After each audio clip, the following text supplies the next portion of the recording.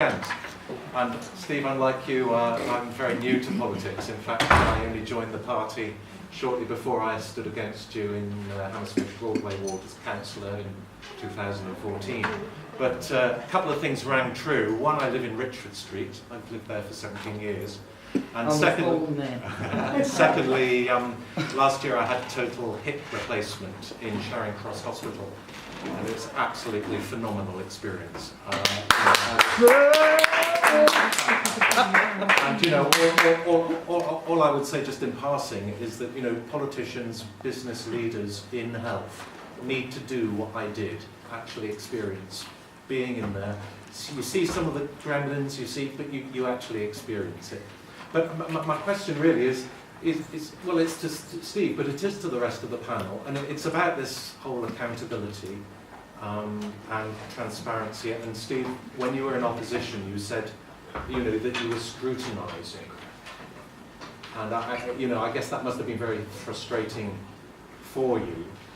I think my question really is, since you've come into power, I mean, my colleagues, we have difficulty getting freedom of information requests answered, particularly from bodies that are awarded contracts. So they're not public sector bodies, they're private sector. Somehow they seem to be immune to FOIs. So my question really is, you know, since you've taken power, what have you done to improve the transparency of these groups? And if you haven't achieved it yet, what do you plan to do to actually get that? And to the rest of the panel, I mean, would you accept that getting FOIs answered in the private sector is harder?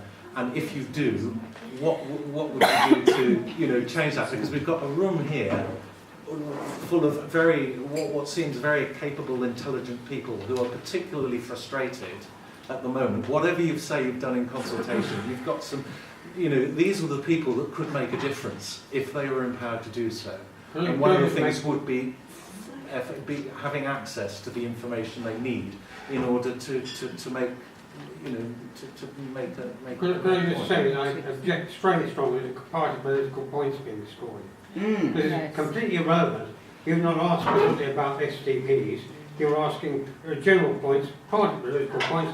We're not here to discuss them. We're here to discuss this is NHS. No, this is specifically on NHS. Well, you haven't specified that. All right, well, I'll specify that now. Right. One of the joys of opposition was we worked with lots of residents groups on planning issues and defending council housing, defending the NHS, and we always used to ponder how could we use that energy in office, because often what happens is administrations come in and they very quickly go native, and then it's the other guys who are working with the residents. So the first thing we did was to change select committees, because they used to just be scrutiny panels, and what we wanted to do was to make policy in public. So we changed them to policy and accountability committees.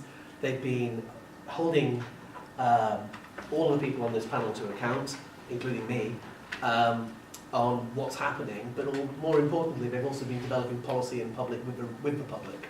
There's been lots of those. I know you haven't been to any. I've not seen you at any of them on this, but certainly I've seen quite a lot of faces in the room who have been to them, and they are impressive to see people asking questions, not just in what's happening, but in also what should happen and formulating policy in public.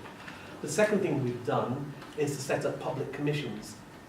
So, for example, there's lots of them. There's one on earth quality, Heathrow, poverty and worklessness. We've got one on a wide variety of issues. Tara Flood, for example, who led the campaign for disability rights. She's chairing our disability commission, and they're independent, but their brief is to come and challenge us to develop the best possible policies in certain areas, and to do so in public, and to do so with the policy and accountability committee. So what we're trying to do is to get a much greater public involvement in policy making and in being accountable for how the policies happen. And it's an experiment because no one else is doing it, but we think it's working quite well. But there's lots of other things we're open-minded to as well. So in terms of, we fundamentally believe philosophically that the best way to keep a democracy alive is to engage people in it.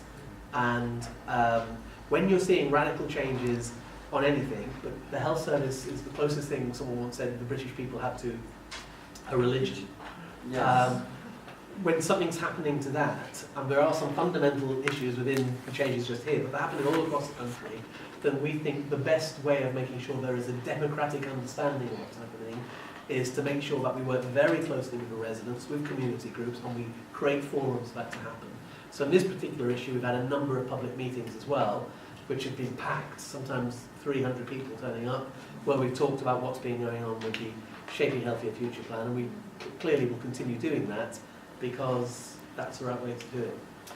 And I think hopefully that answers your question. Yeah, it has. How about the rest of the team on FOIs? Can we just have freedom of information? You're probably better on FOIs. I don't know what the regulations are. I mean, would you Yes. undertake this to... Well, I mean, obviously the NHS, I mean, we answer our FOIs and we're obliged to, and quite rightly so, and I think it's hugely important that we answer those. I mean, I think the point you were making is a separate one about private organisations and how FOIable they are.